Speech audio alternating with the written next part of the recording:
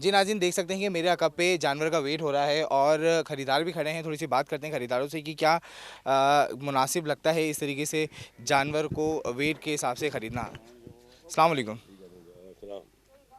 کیسے سر آپ؟ اللہ کا کرم فرض کرا. سر مجھے بتائیں کہ منڈی کے جس طریقے سے ریٹس ہائی چل رہے ہیں اور یہاں پر جو کلو کے حساب سے جانور بیچا جا رہا ہے، تو آپ کیا سمجھتے ہیں کہ زیادہ سے زیادہ قربانی ہو پائے گی یا نہیں؟ بسم اللہ الرحمن الرحیم. دیکھو یہ ہمارے یار دوست ہیں اور ہم بھی آج ان کے یہاں فرسٹ ٹائم آئے ہوئے ہیں اور ہم اجتماعی قربانی کرتے ہیں کتیانہ میمن ایسوسیشن کی طرف سے. اسی لیے ہم کچھ جانور دیکھنے کے لیے آئے ہیں اور انشاءاللہ یارسلان بھائی ہمارے جاننے والے ہیں، بلکہ ان کے سسر ہمارے خاص بچپن کے دوست ہیں. تو انہوں نے فون کیا تھا تو میرا خیال ہے کہ ہم کو کچھ ادھر مال سمجھ میں آیا ہے. اور منڈی میں اگر جاتے ہیں نا تو بڑا مختلف، ہمارا تو اجتماعی قربانی ہوتی ہے تو اس کی میں ہمیں کچھ لگتا ہے کہ کچھ اچھا مال بھی ہے اور انشاءاللہ مناسب ریٹ میں مل جائے گا. اگر منڈی میں جاتے ہیں تو وہاں تو اتنا ریٹ بتاتے ہیں کہ مطلب آدمی تھک بھی جاتا ہے.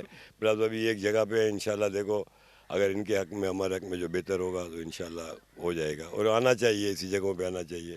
اچھا سر، مجھے بتائیں کہ پہلے کی قربانیوں میں کیا مزے تھے جو آج کی نوجوان نسل مس کر چکی ہے؟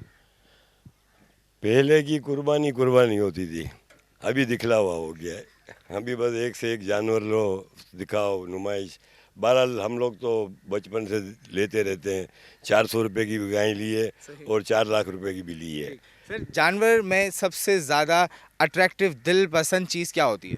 بس اچھا خوبصورت جانور ہونا چاہیے اور دل کو جو بھا جائے اور جو نصیب کا وہ مل جاتا ہے. سستا مہنگا مل جاتا ہے، نصیب کا ہوتا وہ خود اڑ کے سامنے آتا ہے. بہت شکریہ.